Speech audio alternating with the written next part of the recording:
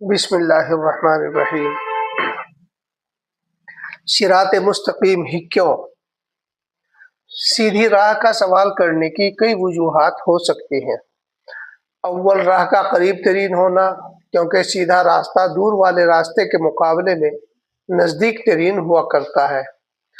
دوسری وجہ، راستہ صاف ہونا، یعنی اینٹ، پتھر، کانٹے وغیرہ چیزوں سے راستہ صاف ہو، اور یہ ضرب المثل ان تمام معنوں میں کہی جاتی ہے: راہ راست گرو اگرچہ دور است، سیدھی راہ چلو بھلے ہی دور ہو۔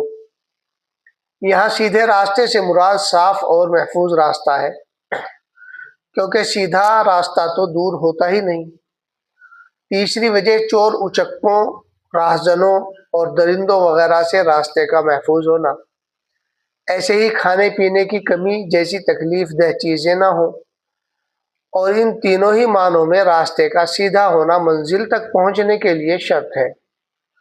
اگر کسی کو ایک معنی میں سیدھی راہ حاصل ہے تو اس کے لیے ضروری ہے کہ دوسرے دو معنوں میں سیدھی راہ طلب کرے۔ اس کو یوں سمجھیے کہ کسی خاص مقصد کو حاصل کرنے کے لیے اللہ تعالیٰ کی جانب متوجہ ہونا، ذکر اللہ کے ذریعے نفس کی رکاوٹوں کو دور کر کے اللہ تعالیٰ کے مشاہدے میں ڈوب جانا، یہ راستہ عبادت اور کائنات و حیوانات میں پھیلی ہوئی نشانیوں میں غور کرنے کے مقابلے میں سیدھا اور آسان ہے۔ اسی طرح شریعت کی سیدھی سادی اتباع کا راستہ کسی خاص مقصد کے تحت نیری توجہ کرنے سے زیادہ پرامن ہے، اور ایسے ہی رخصت پر عمل کرنا اور شریعت کے آسان احکام پر چلنا رہبانیت اور سختی اختیار کرنے کی راہ سے زیادہ صاف ہے۔ استقامت کی قسمیں۔ استقامت یعنی راستی یا سیدھی راہ کی تین قسمیں ہیں۔ نمبر 1، استقامت اقوال، یعنی زبان و بیان میں راستی۔ نمبر 2، استقامت افعال، یعنی کام میں راستی۔ نمبر 3، استقامت احوال، یعنی معاشرت یا تعلقات و معاملات میں راستی۔ تو ایک استقامت والے کو دوسری استقامت طلب کرنا ضروری ہے، لہذا راہ راست کی طلب کے مبتدی یعنی شروع کرنے والے، منتہی یعنی جو منزل مقصود پر پہنچ چکے ہیں، اور متوسط جو ابھی درمیان میں ہے، کوئی بھی راہ راست کی طلب سے بے نیاز نہیں ہو سکتا۔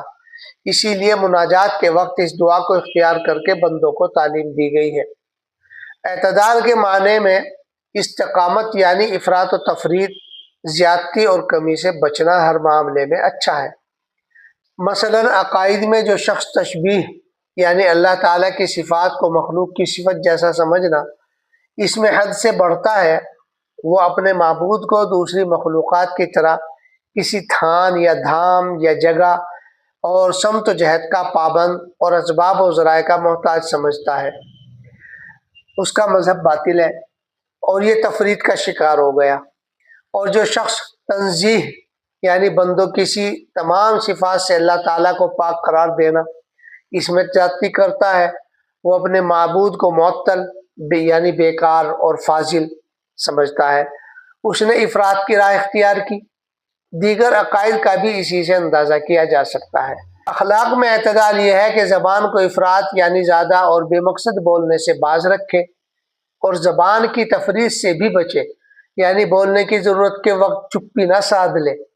اسی طرح شہوت کی طاقت کو بھی اس کے افراط یعنی بدکاری سے محفوظ رکھے، اور شہوت کی تفریط یعنی تجرد وغیرہ سے بھی بچے۔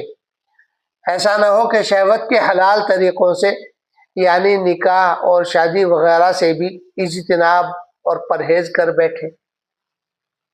اسی طرح غصے کی حالت میں بیجا جرات اور جوش میں ہوش کھو دینے سے بھی بچے، اور بزدلی سے بھی محفوظ رہے، تاکہ شجاعت یعنی غصہ و غضب کی راہ اعتدال حاصل ہو۔ نیز اعمال میں بھی اسی طرح اعتدال اور توسط مطلوب ہے، اس لیے کہ نیک اعمال کی زیادتی روح اور اس کے لطائف، نکات یعنی نکتے، ان کو روشن کرنے کا سبب ہوتی ہے، لیکن اعمال میں یہ اثر پابندی کے بغیر پیدا نہیں ہوتا، اور پابندی اعتدال کے بغیر ممکن نہیں۔ وضاحت یعنی اگر اعمال کم کرے گا تو تارک و کوتاہ قرار پائے گا اور عمل نامقبول ہوگا، اور زیادہ کرے گا تو تھک جائے گا اور اس کو نبھا نہ سکے گا، اور اگر اعتدال کے ساتھ عمل کرے گا تو کوتاہی بھی نہیں ہوگی اور بوجھ بھی نہیں پڑے گا، لہذا پابندی کے ساتھ عمل کر سکے گا۔ جب بندوں کو سیدھی راہ طلب کرنے کی تعلیم دی گئی تو ضروری تھا کہ ان لوگوں کا تذکرہ کیا جائے جن کے ذریعے سے سیدھی راہ بندوں تک پہنچی ہے، اور جن کے اعمال دیکھ کر اور جن کی باتیں سن کر سیدھی اور ٹیڑھی راہ میں فرق نمایاں اور ظاہر ہوا، وگرنہ یوں تو ہر مذہب والا دعویٰ کرتا ہے کہ وہ سیدھی راہ پر ہے۔ لہذا ایسی جماعت کو مقرر کر لینا ضروری ہے جو راہ راست کو بیان کرنے والی ہو، اس لیے آگے اس طریقے سے بھی راہ راست کو بیان کرنے کی تعلیم دی۔